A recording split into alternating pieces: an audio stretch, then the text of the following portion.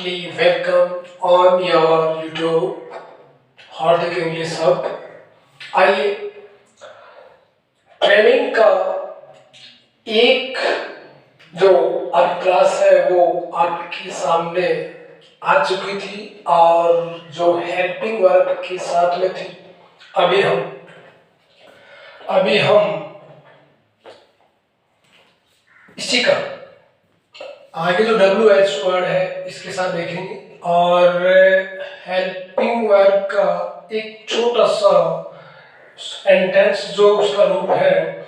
अगर अपना आंसर आपका है वो यस और नो, इसके अलावा अगर नोट भी आ जाता है तो हेल्पिंग वर्ब की स्थिति में जब हम लिखते हैं तो वो नोट और यस और जो नो वाक्य की शुरुआत में जो होता है वो रिमूव हो जाता है, वो हट जाता है, इग्नोर हो जाता है। एक एग्जांपल लिखता हूं, जैसे yes yes I am a teacher. और no, I am not a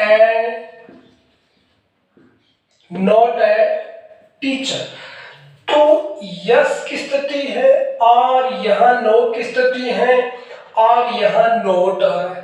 अब इसका क्वेश्चन लिखेंगे तो भी ये सब ये और ये आपका इग्नोर हो जाएगा, रिमूव हो जाएगा, ओमिट हो जाएगा।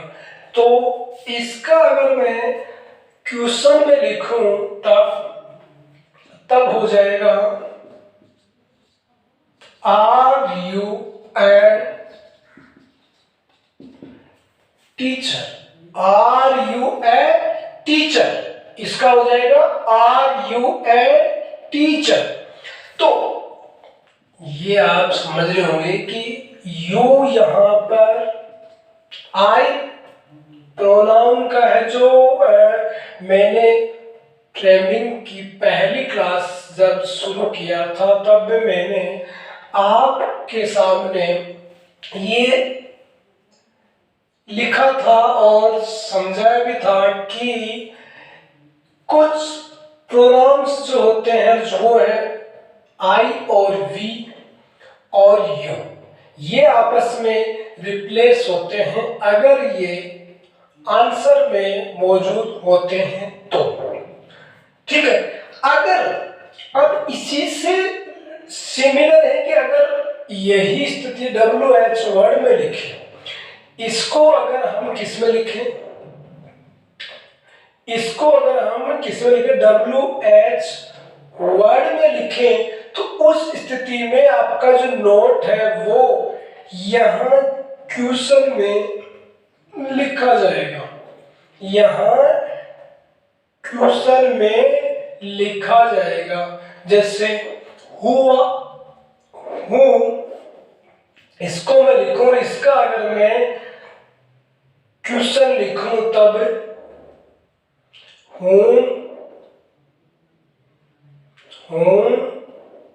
या who are not a teacher. कौन एक अध्यापक नहीं है। Who are not a teacher. ठीक है, या whom and तो हु जब लगता है तब कुछ भी चेंजेस नहीं होता है, ओनली आपका W जो सब्जेक्ट है उसके स्थान पर आपका हु लग जाता है। आइए हम लिखने की कोशिश करते हैं। जैसे एक एग्जांपल में अलग से लिखूं तो शायद अच्छा समझ में आएगा आपके। मैं लिखूं जैसे he was not playing football। He was not playing football। अगर इसको मैं ये आंसर है अपना। अगर इसका मैं क्वेश्चन लिखूं तब अगर इसको हेल्पिंग वर्ब के साथ लिखूं तो ये नोट की कोई आवश्यकता नहीं होती है। जैसे मैं लिखूं वॉच ही प्लेइंग फुटबॉल, ठीक है। और मैं इसको WH वर्ड के साथ लिखूं तब नोट जो स्थिति है वो वहां पर भी मौजूद रहेगी।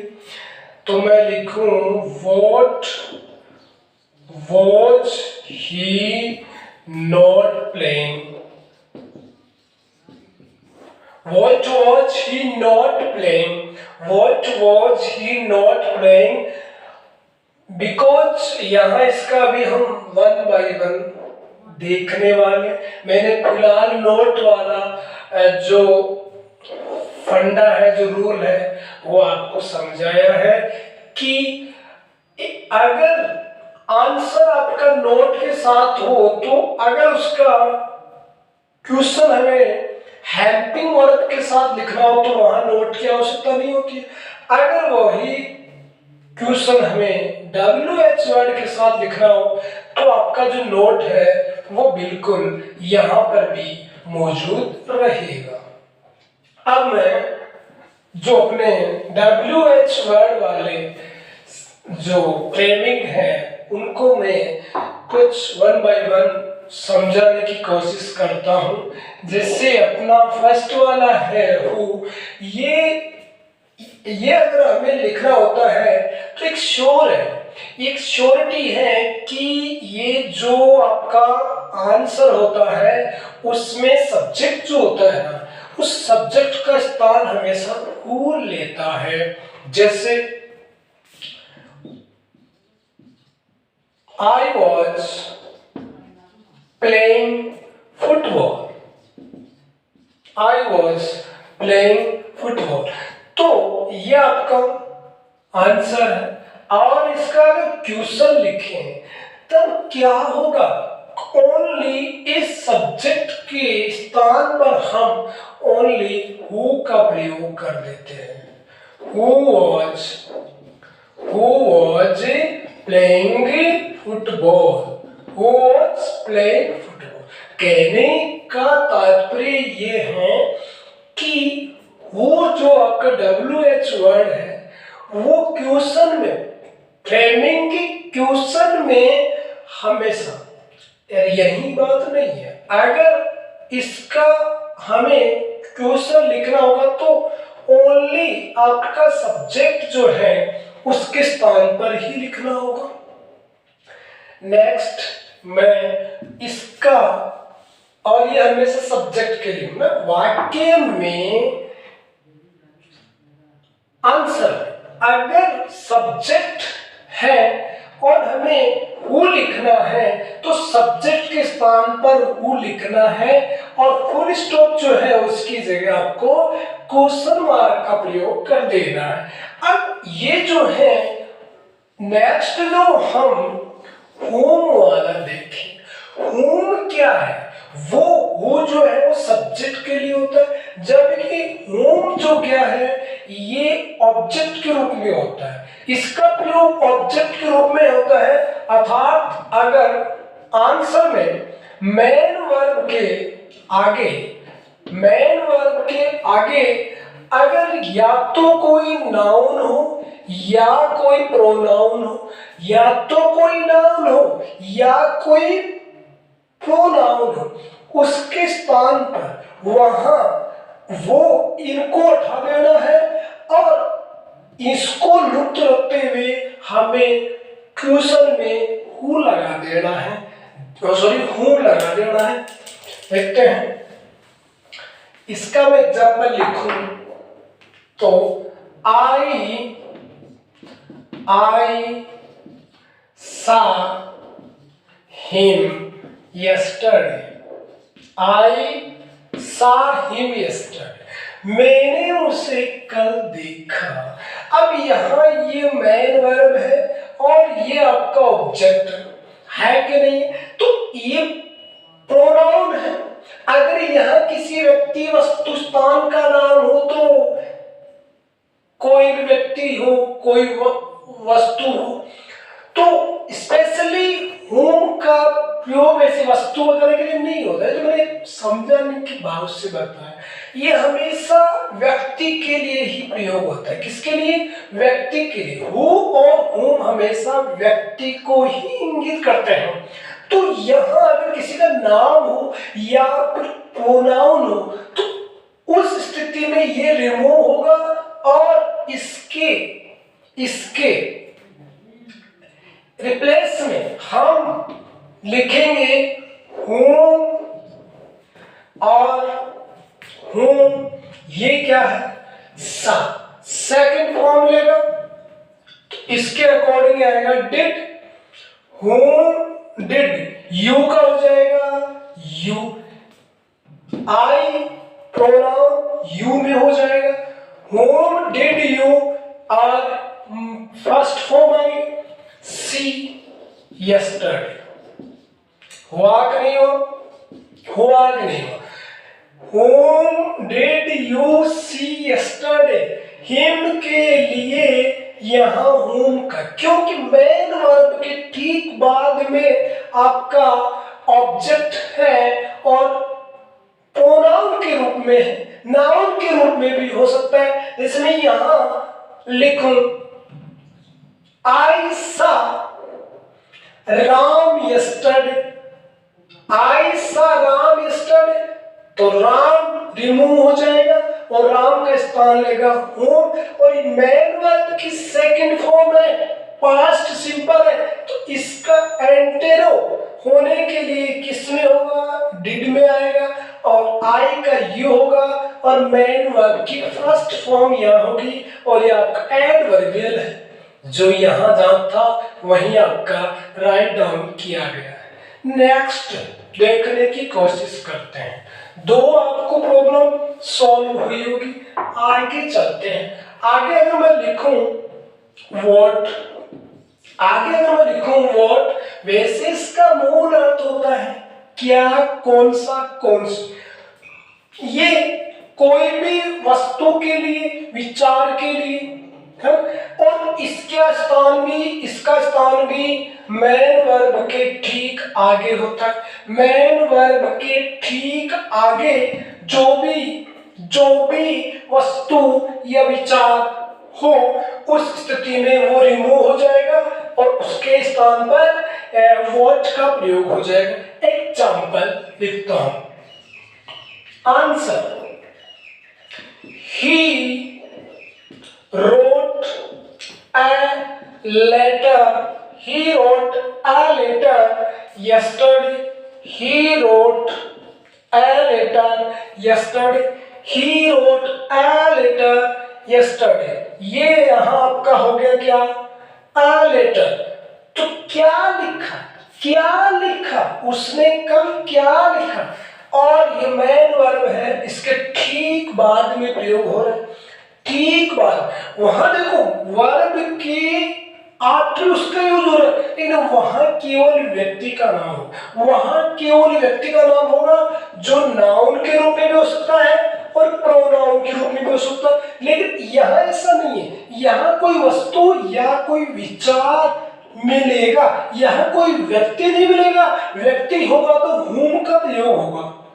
ओके, तो यहां अगर मैं इसको उठा देता हूं, यहां मैं लिखता हूं यहां लिखूं, बताओ व्हाट, क्या लिखना है? व्हाट, फिर यहां सेकंड फॉर्म है तो यहां जाएगा डिड। व्हाट डिड, फिर इसका कोई चेंजेस नहीं होता है। ही मेन वर्ब की सेकंड फॉर्म राइट, yesterday हुआ कि नहीं हुआ? यहां मैंने उसने कल क्या लिखा, एक लेटर लिखा, एक पत्र लिखा। है बात समझ आई में आ रही है? अच्छी बात। नेक्स्ट देखो, मैं थोड़ा सा शॉर्टली के रूप में आपको एक एक एग्जाम्पल के अनुसार ही सिखाने की कोशिश करूंगा। आप ऐसे ना समझे कि इतना शॉर्ट क्यों कर, भाई आपको समय लेते हुए समझ में अधिक आए तो रिवाइज कर लेना, क्लास को रिवाइज कर लेना, कोई दिक्कत नहीं। चल आगे मैं लूं वहन। अगर मैं वहन को लूं, वहन हमेशा समय को इंगित करता है। मतलब अगर आपको इनका अर्थ के साथ साथ यूजेज मालूम है तो आप उस आंसर में से उस की स्थिति को हटाना है, उस स्थान पर इस WH वर्ड का प्रयोग कर देना है। जो आप सी का है, WH वर्ड सी का है, तो बस वो ही इसका यूजेज है। तो वह हमेशा किसके लिए यूज होता है? समय के लिए। किसके स्थान पर? समय। जो आंसर में आपका समय है उसको रिमूव करना है, उसको ओमिट करना है, और आपको उसके स्थान पर यहां क्वेश्चन लिखते समय वहन का यूज करना है। एग्जाम्पल लिखता हूं।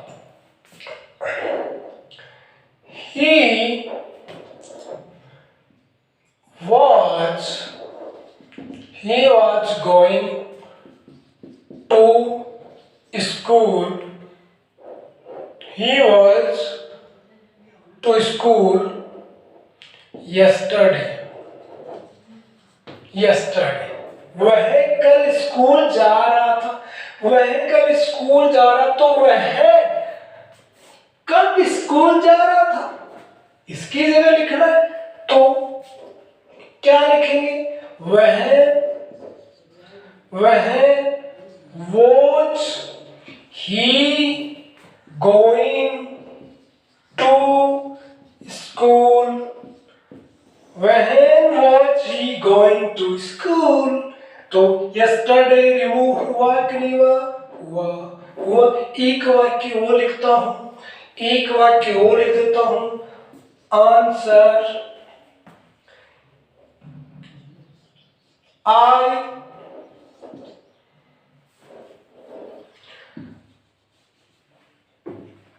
he did not go to college today. वह आज कॉलेज नहीं गया। तो क्या हो जाएगा? फ्रेमिंग क्वेश्चन बताइए। टुडे कब नहीं गया? तो वह did he not go to college. वह did he not go to college. हो गया। चलो अब हम नेक्स्ट जो आपके WH वर्ड है उसकी तरफ चलते हैं, और वो है आपका अब हम लेते हैं वह। ये हमेशा प्लेस के रूप में काम आता है। किसके लिए? स्थान के लिए। आंसर में अगर आपका कहीं प्लेस दिखे, कहीं स्थान दिखे, तो उसको ओमिट और उसके स्थान पर क्वेश्चन में आपको वह का प्रयोग कर देना है। जैसे एग्जाम्पल में लिखूं, he sleeps on the roof. वह छत पर सोता है। कहां सोता है? रूफ पर। तो क्या होगा? वह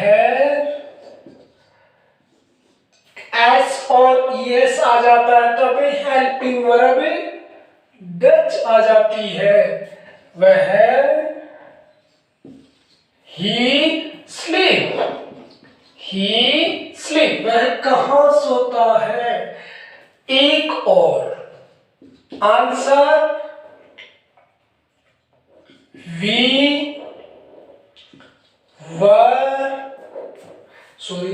मैं वैसे थोड़ा सिंपल लिख देता हूँ। We went to Sikar. We went to Sikar, कहाँ? सीकर प्लेस है, तो क्या हो जाएगा? वह डिड, क्योंकि सेकंड फॉर्म है, और वी का यू गो। वह डिड यू गो, क्योंकि इसकी फर्स्ट फॉर्म गो ही होगी और सेकंड फॉर्म इसलिए यहाँ पर डिड हेल्पिंग वर्ब का प्रयोग हुआ है, और सीकर प्लेस है तो ये रिमूव हो गया, ओमिट हो गया, और इसके लिए हमने वह का प्रयोग किया। नेक्स्ट चलते हैं। अगर हम लें हाउ को अगर हम लें, हाउ मतलब कोई भी काम कैसे, किस साधन से, किस ढंग से, या फिर कोई आवागमन का साधन है, आवागमन साधन, ऐसा कुछ आंसर में आपको प्रतीत होता है, दिख रहा है, तो ये सब ओमिट होंगे, रिमूव होंगे, और ये अपना स्थान किसको देंगे? हाउ को देंगे।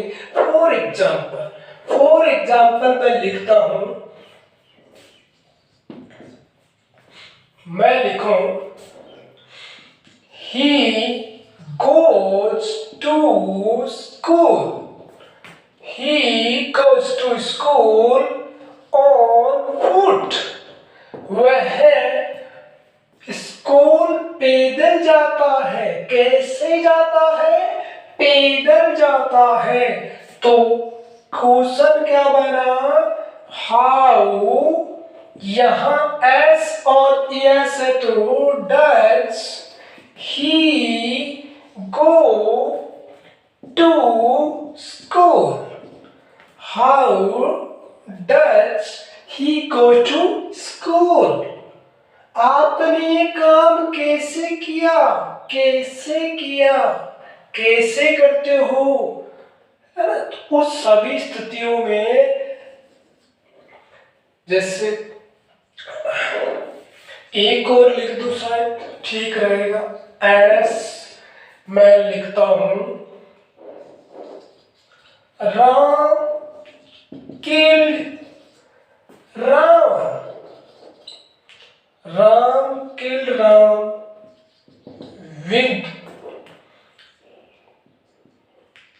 नाइफ, राम ने, सो ये बात सही नहीं है, नाइफ से उन्होंने रावण को नहीं मारा था, मैंने कल्पना की है, ओनली इमेजिन के अकॉर्डिंग मैंने लिखा है। आप सोचेंगे मूर्ख है, ऐसा कुछ नहीं है, मैंने अकॉर्डिंग टू इमेजिन इसको मैंने लिखा है। मान लीजिए राम ने रावण को चाकू से मारा, किससे मारा? साधन है ना ये, विद नाइफ। तो क्वेश्चन लिखते हैं हाउ, सेकेंड फॉर्म मतलब did, how did Ram kill, how did Ram kill Ravan, how did Ram kill Ravan. ठीक है, तो ये कुछ, अब जो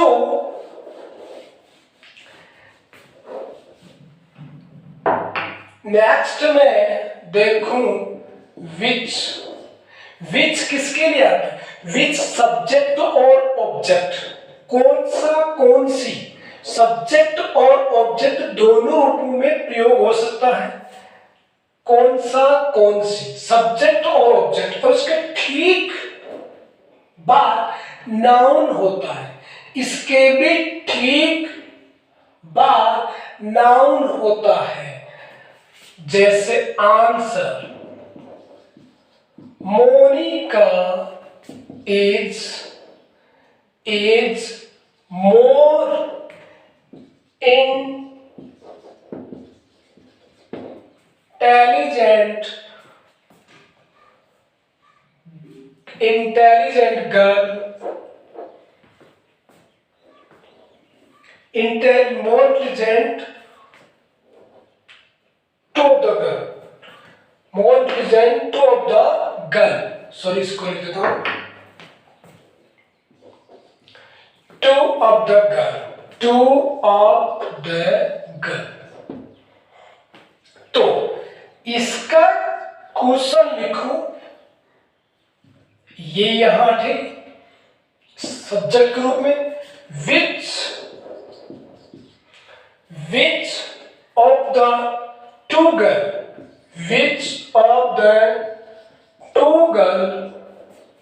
is more intelligent,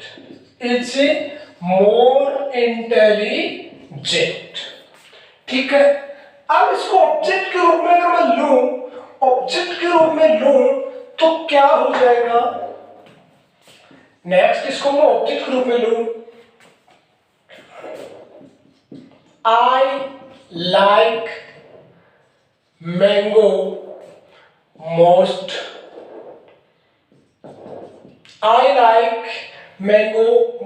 sorry आगे एंटर नहीं आएगा, फुल स्टॉप है, I like mango most, तो कौन सा फ्रूट मुझे सबसे अच्छा लगता है, तो which fruit do you like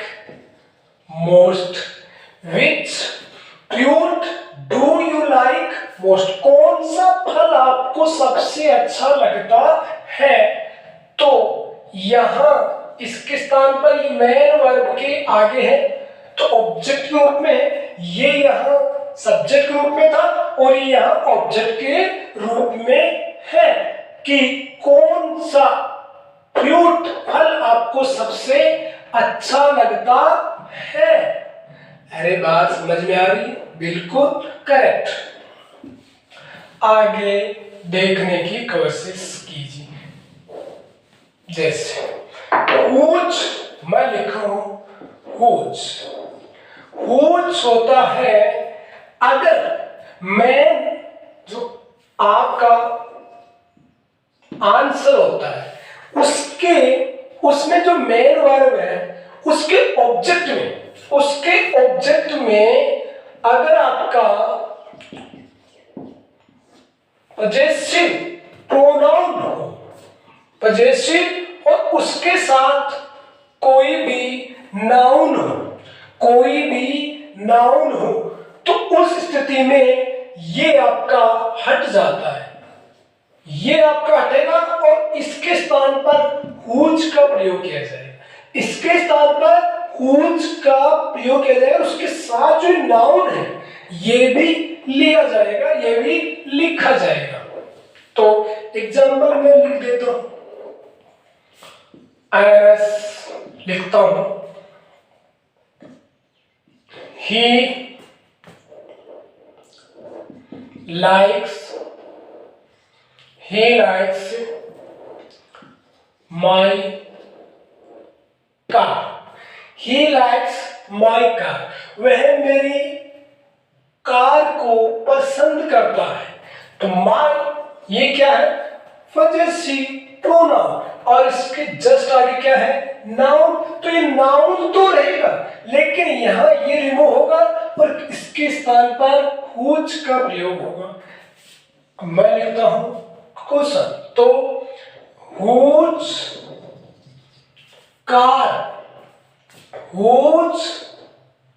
car does he like, whose car does he like। एक और, I know Ram's house,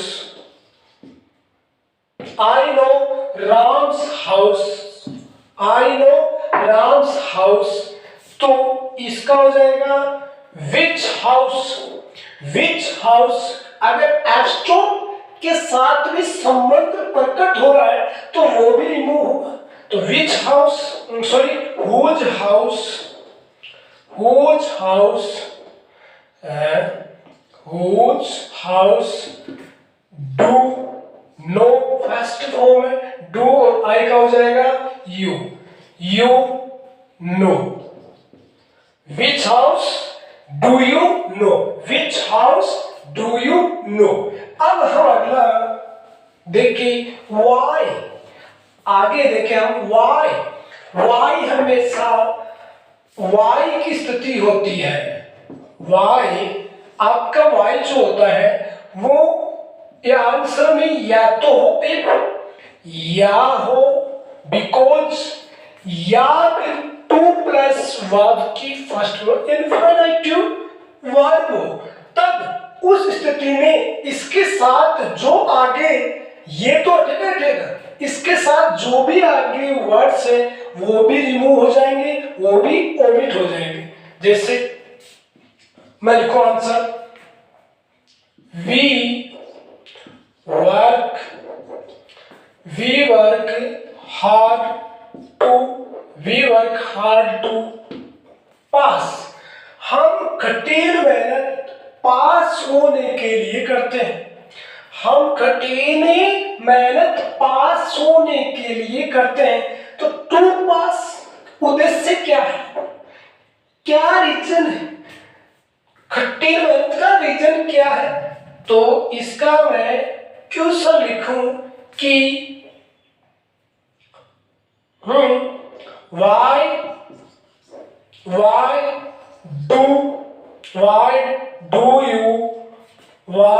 do you we का you work hard, आप कठिन मेहनत क्यों करते हो? पास होने के लिए करते हैं। आप कठिन मेहनत क्यों करते हो? पास होने के लिए करते हो। देखो थोड़ा समय का अभाव, एक एक एग्जाम्पल के में थोड़ा अपने को सेटिस्फाइड होना पड़ेगा। हाँ, अब आगे हम देखें हाउ मेनी और हाउ मच, थोड़ा मैं शॉर्टली बता देता हूं। How much, how many, how much, how no, ये तो होता है संख्या के लिए, जिसके हम क्या कर सके, जिसके हम गणना कर सके। ये होता है मात्रा के लिए, जो नहीं गिन सके। और ये होता है समय की अवधि के लिए। ठीक है, अगर वाक्य में संख्या हो तो मतलब आंसर में संख्या हो और वो संख्या तो हटेगी, और उसके साथ जो संख्या के साथ जो नाउन है वो हाउ मेनी के साथ लिखा जाएगा।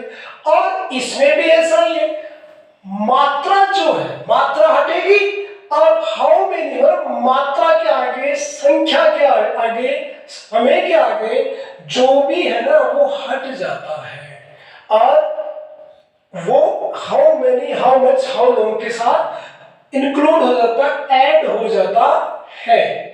जैसे मैं एग्जांपल के रूप में थोड़ा समझा ही देता हूँ, एक एक एग्जांपल का लिख देता हूँ। जैसे हाउ मेनी का मैं लिख दूं तो he has 5 books, he has 5 books। तो हाउ मेनी ये रहा आपका संख्या और ये रहा आपका नाउन, तो ये नाउन आ जाएगा, ये संख्या हट गई। How many books, how many books. अब हैज की स्थिति डू, यहां हैज तो याद आएगा डच, हाउ मेनी बुक्स से डच ही, और इसका आ जाएगा है, इसका आ जाएगा फर्स्ट फॉर्म है और इसके अनुसार ये सिंगुलर है, इसके अनुसार आ जाएगा यहाँ पर डज हेल्पिंग। हो गया। अब हाउ में मच का लिखूं तो कि he drink 5 litre milk. He drank 5 liters milk. उसने 5 लीटर दूध पिया। तो कितना लीटर? 5 लीटर। तो हट गया। तो हाउ मच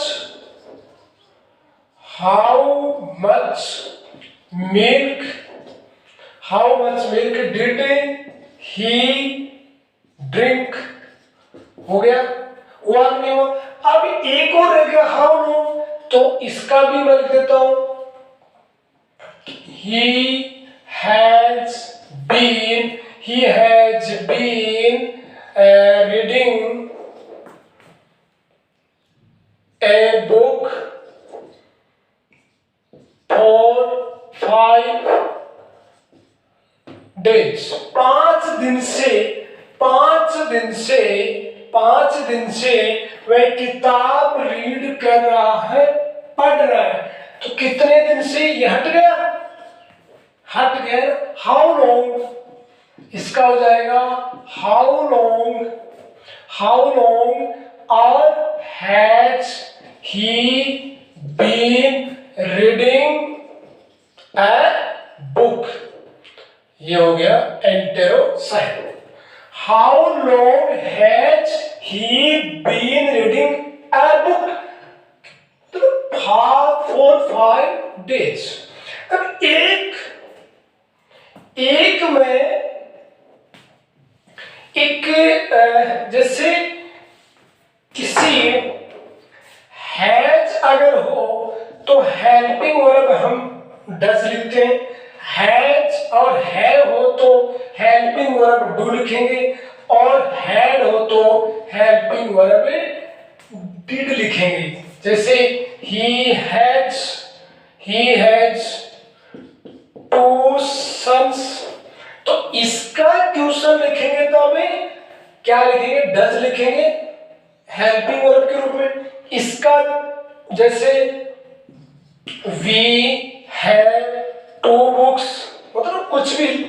तो इस स्थिति में हम फ्रेमिंग वाले लिखेंगे ना, तो वो स्थिति यहाँ डज और यहाँ डू। और अगर मैं लिख दूं he had 2 books, यहाँ लिख दूं he had 2 books, तो यहाँ हो जाएगा did। यहाँ did हो जाएगा, यहाँ do हो जाएगा और यहाँ does हो जाएगा।